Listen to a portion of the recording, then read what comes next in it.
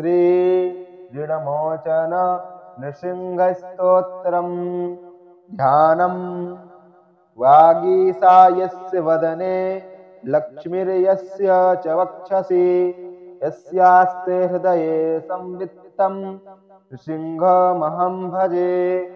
अथ स्तोत्रम् देवताकार्यसिद्ध्यर्थं सभास्तम्भसमुद्भवम् श्रीनृसिंहं महावीरं नमामि ऋणमुक्तये।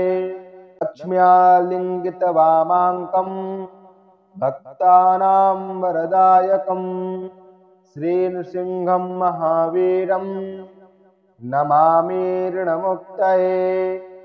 आन्द्रमालाधरं शङ्खो चक्राब्जायुधधारिणं श्रीनृसिंहं महावीरं नमामि ऋणमुक्तये।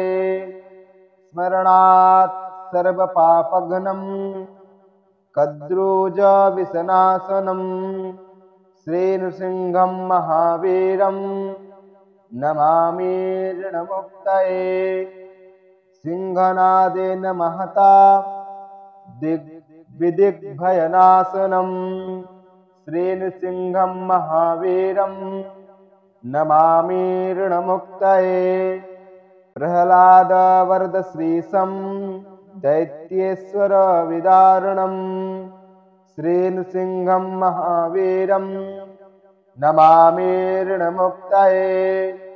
क्रूरग्रहे पीडितानां भक्तनामभयप्रदं श्रीनृसिंहं महावीरं नमामि ऋणमुक्तये।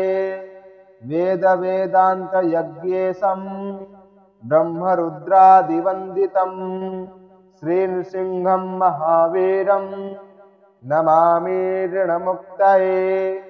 इत्थं यः पठते नित्यं ऋणमोचनसिद्धये अनृणो जायते शीघ्रं धनं विपुलमाप्नुयात्।